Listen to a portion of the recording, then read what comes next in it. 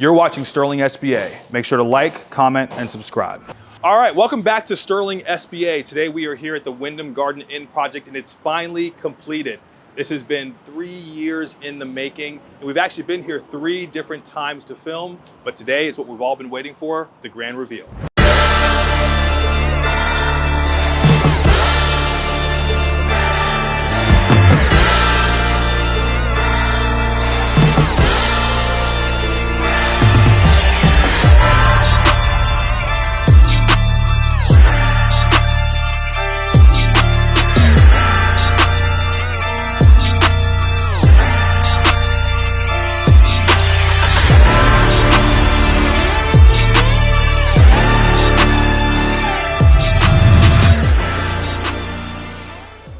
Mike.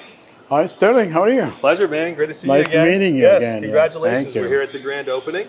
Thanks so much. Thanks for coming. Yes. It's been a long time since last meet. It's been a long time. So the last time we were here was actually about a year ago, believe it or not. Yeah, about a year And ago. the place was about half done then. But even before that, we came when it was still just a dirt pit.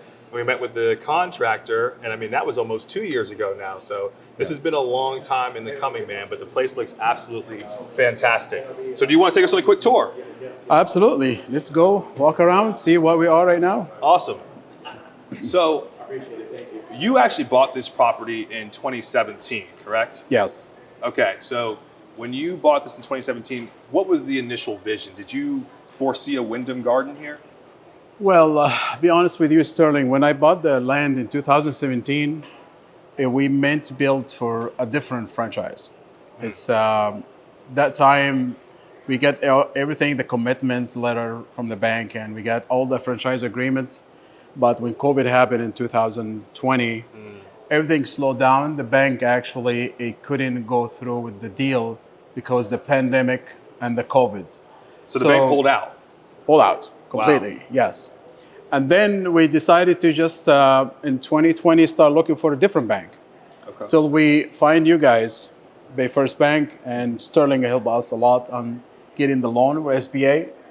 And we changed the franchise to Wyndham Garden. Now became, I think it's a mid-scale hotel. It's amazing the way it's come up after 2 years of construction. And here we are, we do the grand opening today, October 15th. Want to show us around to a room, or where do you want to go next? I can show you all the area right here. Sure. This is the lobby. Probably if you remember from the last video, last year was dirt and construction works over here. Yeah. Now it's completely different, and you're going to see here the lobby area, breakfast area. We have the coffee shop. Mentioned last time we were going to have a coffee shop. Yeah. Now it already exists. And today we did the grand opening, October 15, and we have a lot of people here. And it was amazing. We're gonna go right now this area. We're gonna show you the fitness center. Right? So how long from start to finish did this project actually take? From the day that you put the shovel in the ground until today? It takes about 2 years. 2 years. 2 years to finish up from the ground all the way to where we are right now. And is that normal for a construction project of this size? I'll be honest with you, with what we are going through last few years, that's not bad at all. Because I see some friend of mine, they went through almost like 3 years. Really? Till they finished their project. Yes. Oh wow. Okay. Yeah, for the 2 years, I think it's not bad. I think it's a quick. It could be done less, but we have to through a few things over there with the get permission and the city and all that, but the end up it's about 2 years construction. Okay. So is the fitness room something that is required by the franchise brand? Yes, fitness room is required by Wyndham, and I think the size-wise we agree about it. It's fit enough for majority of the equipments between the cardio, left weight, and left station, and also it's provided with the 2 TVs for the anybody workouts. And yes, it's required by the franchise, and also it's plus for any guest staying in, so you can do some kind of activities and workouts. Yeah. Well, on average, how long does a guest typically stay here? Well, since we opened in July 1st, an average about 2 days in the weekends. Yeah. Sometimes we have a long weekend, like holidays, like 3 days. Sure. But the average for between like weekdays, we have like about between 1 and 3 days on average. Awesome. Well, Let's see where some of these people are staying at. All right, let's go. So as a hotel owner, how do you decide which brand you want to work with? All right, like I said, remember, I have like 23 years experience in hospitality business. I work with too many franchises, from La Quinta to Days Inn, Best Western, Quality, Choice Hotels, and now I have Wyndham. I have two properties, Wyndham. Wyndham Garden, I believe it's coming like between the mid-scale, upper-scale hotel. And we actually, when I decide to be Wyndham Garden, I'm looking for something can drive the ADR. So we can have between business travelers, and also we can have a leisure business. Okay. Between both, I find out Wyndham Garden is going to be the best fit for this location. And just so you're aware, ADR is average daily rate, which is what they're charging on average to stay here for a night. So what is your ADR currently on this property? Well, since we open, I'll be honest with you, we're trying to drive the ADR to the reasonable with our comp sets, our competitive. Our average right now between $178 to $189 a night. Okay. Which is we are Which is very cheap for this market. Exactly. Yeah. I believe when the season starts, we're going to see our property between the 200 average room nights. So when it comes to pricing a hotel on a nightly rate, how do you do that? Is there like dynamic pricing, or is there software that you use for that? Well, actually, we have a revenue management, that's why I'm certified with it. Revenue management, we do the, what they call it, it's a rate survey according our comp sets, and also between the level of the hotels, either 3 stars, 4 stars, or even for the business for downtown. So the property over here, it's in the center located between the Fairground, Hard Rock Casino, which is probably, I said before, they have the room for $500 a night. Yes. Basically, right now, we're trying to be very much competing with our comp set. So we do like weekly and daily price survey. And according to the needs, we see any event is going on, then we determine what the rate is going to be. So one thing that you have here at this hotel, which I think is extremely important, is that you have demand generators, which means that there's set attractions that bring people in. You have obviously the fairgrounds right here. It also has the amphitheater, and then you have the Hard Rock. Talk about how important that is when picking a location to have those demand generators. Well, like you said, this kind of 3 attraction, it's for anybody who start any business to trying to find a location first. I believe that location, it's very much with the comp set we have. I believe the rates while we talk, it's going to be very variable between this high season and low season. But the location, it's very important for any kind of start any business, because what we have here, if you have closer to Busch Garden or closer to Raymond James Stadium, or even in Orlando, if you're closer to any one of the theme parks. So the location, I think it determined which is attracting me to start the business right here. When you decided that you wanted to start a hotel from scratch, because this is your first ground up construction project, correct? Yes. Okay. So what was the very first step in making something like this happen? How did you find the land and the property? Well, in the beginning, I was looking for the location, and I have a friend of mine. He's a business broker. We were looking for existing business back then in 2017. Yeah, but so that you time, wanted to do an acquisition, not a startup. Exactly. Okay. So, and we find out the location is the land. It's vacant and it's for sale. And we just send a good offer for the seller, and within like a couple of months, I think we bought the land. And from there, we'll start the process of the project. So as a multi-unit hotel operator, what is the biggest lesson you've learned about running a hotel? Well, it's just a plan. You need to set up your plan for the business. What exactly you want from the business. Do you own multiple location, or just to stick with only one property? I'm a kind of person, I'm like to expand my business, especially in hospitality business. Of course, you have to find out the good franchise, and you have to be set up with the budget you're going to have if you have multiple locations. Definitely, you need to find the right bank, the right people you can deal with, like your bank, like you, Sterling. And do appreciate again all the work you did with us for the last 2 years. This is very much, you need to set up the goal, what exactly you're looking for as far as the budget and the project and the process of it and how long it takes. So you always knew you wanted to scale? Exactly. Okay, so a lot of people, I mean, they struggle to get to even their first project, and you're already now a two-time hotel operator, and you just did a ground-up deal. What is one piece of advice that you could give to somebody who wants to scale? All right. So if you decided to do any business, especially a hospitality business, first of all, you need to understand the concept of the hospitality business. Number two, also you have to have a certain way how you're going to manage your business. If you do have experience in hospitality or not, you need to learn that. And then after that, you're going to find a location. And then after that, you're going to set up your goal from 2 years, 5 years project after you're going to find the business. So the first thing is actually understanding your business. Yes. Right. Second part is actually finding the location that you want to be at. Exactly. Okay. And then there you got to find your partners, essentially. So people like myself who can come in and do the actual financing, make sure that you actually get open. Absolutely. So you need to be a good relationship with the bankers, you know what I mean? And also you need to be ready because there's a lot of processes going to go through that, you know, especially financial statements and all the acquisition and all what you have. So definitely these three things you mentioned, this is very important to start any business. Okay. Well, yeah, let's go ahead and check out a room.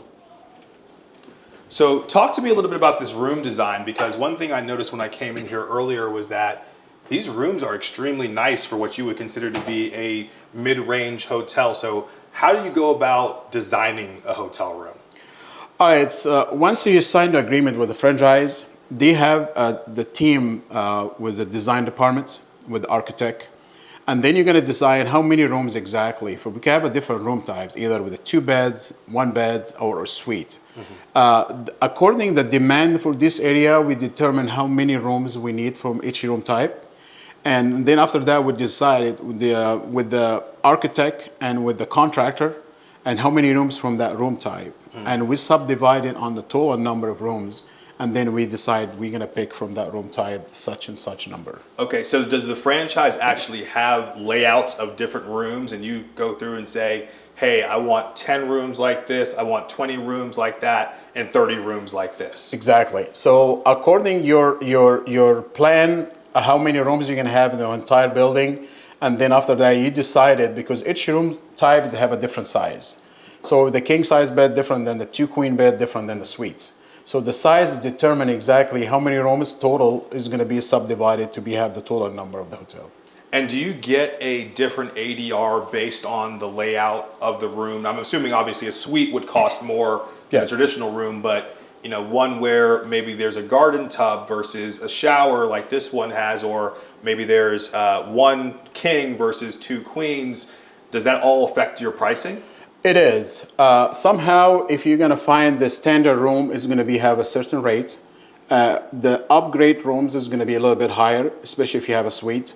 Normally, the room with the 2 beds, because there's number of occupancy in the room is going to be more than 1 person. So the rate is going to be like about a few dollars extra than the single bed, the king size. Got it. All right, so this one has just a regular traditional shower, no garden tub. So talk to me about, I guess, is this cheaper for you versus doing a garden tub, or is there some cost savings in doing it this way? Well, this room type, especially this ADA room, this is for the... okay. So this is handicap compliant. Exactly. So this is a kind of room shower, we call it a rolling shower. So this is going to be for the facilities, the people for ADA, they can use the shower without even go inside the tub. We do have a different room type. We're going to show you next when we have the sliding glass door shower, and also some rooms they have the tub, which is a regular shower tub. Got it. But most of the rooms they have the same layouts, but different in the features. And you have all the LED mirror, and you have all the granite tub and all that. Let's go to the next room. Okay, so this is a more traditional unit. You have the garden tub in this one. So this is what you would consider to be a standard full king standard room. Yeah, this is standard king size room. You're gonna see the size is a little bit different than the other room. And the bed size is king size. It has a pillow top mattress also. And the shower is different because they have a full shower tub. Different than the ADR room when we saw it in the other one. But the same thing, same vanity, the same mirrors, same everything. Furniture are very much the same. And it's for the king size bed. It have a little bit different because they have a lounge chair, and also they have the lamp lights behind it if somebody would like to sit down, do some reading or watching. So talk to me about operating a hotel. So would you consider this to be a passive business where you don't have to be involved in a day-to-day operation, or are you fully still entrenched in operating your hotel on a daily basis? Well, especially if you have a multiple property right now, you need to have a manager for each location. Right now I do. I have a manager for each property. And of course, I'm involving with the operational, with my manager and my team every day. Especially in this location is a brand new construction. We just opened 3 months ago. So definitely I'm involved with the daily activities or daily management with the staff, with the manager, and also with the franchise. Because we franchise, we have also communications daily regarding all the events that's coming up or any information that's updated from the franchise. That's interesting. So would you say the franchise actually helps you in operation? Exactly, yeah. The franchise, we do something what's called revenue management. This one, we have like a weekly call with one of the revenue management team with Wyndham. And we have a call with him, it's almost like 45 minutes. We go through all the strategy with the plan, with the rates, and also we look for the comp sets, the competitive for the, each area is different. And then we determine for the like a year ahead, what's the plan of the rate is gonna be. It's off season or the high season or a peak season. We're going to be ready for any events that's going on, so we can be trying to get the maximum revenue from these events. Awesome. All right. I think there's one more room type you wanted to show us up. Absolutely. Let's go. All right. So this is the third and final room type that you have here. So this one, is this a little bit more spacious? It seems a little bit bigger. Yeah, it's a little bit bigger. It has it's called the 2 Queen Deluxe. Size-wise is bigger, and also the shower is different. It have the sliding glass shower. It's like it's not the regular tub, but also this room is kind of a little bit upgraded. So this room sometimes most of the time we ask for higher rates for occupancy. So talk to me about the importance of picking a contractor when you're doing a ground up construction deal, because I know you switch contractors halfway through or a little bit less than halfway through this job. So how important is it to have the right partner on the construction side? Well, to pick the right contractor, first of all, you have to look at the history of that contractor. How many property did, time-wise or time frame, when you fix or you finish the outline from the property since day one when you start the grounding. The contractor I deal with, it seems like is very decent. He did a lot of property, especially in hotels recently for the last few years. And we went through the budget. I think the budget was very reasonable. The number was comparing with others, and which is big number, for the cost of the construction itself. So we have several meetings to decide it exactly. We were going to go through, and then with the reference, also the bank has to go see a resume of the contractor, and I think the bank approved it, and then we went through, start from there. So with that, how much do you expect for a project to go over budget? Because I know, listen, I'm in financing, obviously. You're doing construction projects. We all know that very rarely does something come in at budget. So how do you plan for that? Do you know it's going to be 10, 15% more than what it's initially bid at? You're absolutely right. When you start the construction, you always expect something's going to be more, exceed the number you are planned for it in the beginning. I think we exceed the number between 5 to 10% than the actual project. And I believe with the minimum management with the contractor and my team and with myself also, we're trying to cut the expenses as much as we could. We went through too many vendors. We're trying to get the price survey, price negotiation, and I think we got it within between 7 or 8% in price increase. Which is good, because we see construction projects that go 20%. I've even seen 50, 60% above what it was initially quoted at, and that can be a huge problem to you, the entrepreneur, because sometimes the bank doesn't want to lend any more money. And so we've seen projects where the bank kind of throws their hands up and says, hey, we're done here, we don't want to lend another dollar. Yep. And then they have to then go and find financing elsewhere. So Have you ever had a situation like that happen to you? Well, it happens before, of course. You know, it's especially when the inflation is going on, the price increase everywhere. Yeah.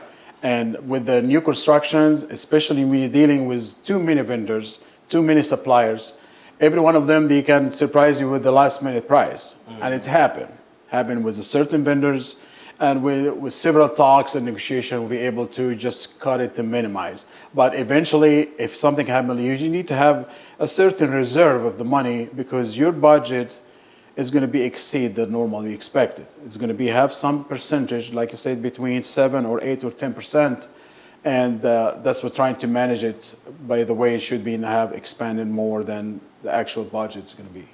Awesome. So talk to me about the restaurant here, because obviously this is another revenue driver. Is it something that's required by the franchise to have a restaurant? Well, the initial talk with franchise, we're asking for some kind of sort of a bar or a refreshment center. So we decided to do the Coffee Express, which is very much have everything like big franchise, like coffee shop. So if you look at it, we started from the beginning to plan for it, and we design, and we also get approved by the franchise, and we started line up all the equipments we needed for the coffee shop.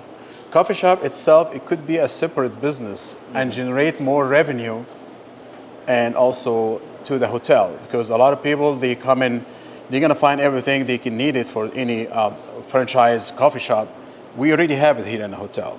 And the guests who stay in the hotel, they come in the middle of the night or even in early morning, and this is 24 hours. We have the Coffee Express, we have cappuccino, or the latte, which is, you can very much price very reasonable comparing with the others. What does it cost to build a pool of this size? Well, it costs us almost about $75,000. Okay. You know, which is still, I feel like, a reasonable price for the good size pool, and the area around it, it's huge. You know, it's hold a lot of people, a lot of families, and also beside that one, we have the patio, which is actually it's separate area from the pool area, but it's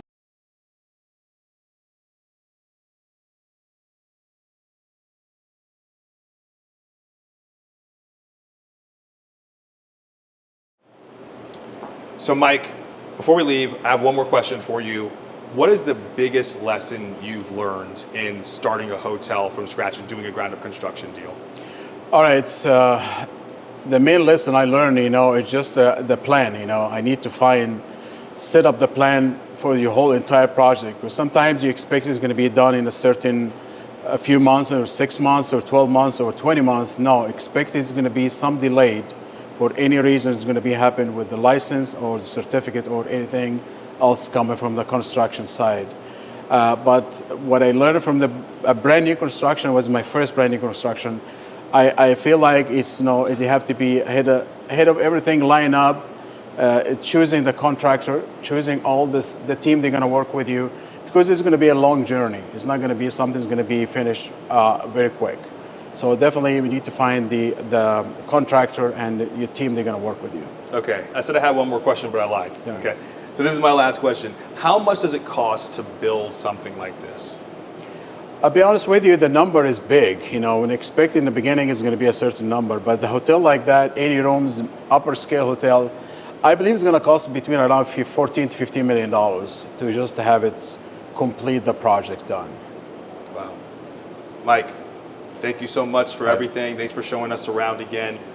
Listen, man, it took some time to get this project to where it is today. We've been here now 3 different times. So we were here in the very beginning when it was essentially just dirt, and then we came through about a year or so ago, and it was halfway done.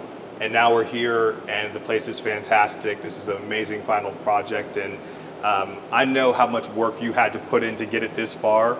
You know, there was a lot of bumps in the road, some scrapes, some bruises. I remember there was issues with the foundation, there was issues with tying into the water, but you've handled it all with grace, and so I want to say congratulations on a job well done. All right, well, thanks, guys, and again, I appreciate your help. I appreciate Sterling's work with me since day one, from getting the loan till we finalize it here. We have the grand opening today. Absolutely. All right, Mike. thanks, Sterling. Pleasure. Appreciate it. Thank you. All right, so that was Mike Tawfik with the Wyndham Garden Inn here in Tampa, Florida, right next to the amphitheater and fairgrounds, and also down the street from the Seminole Hard Rock Casino. This was a fantastic project, so many years in the making. He bought this property in 2017 with the dream of today, which was the grand opening for the Wyndham Garden.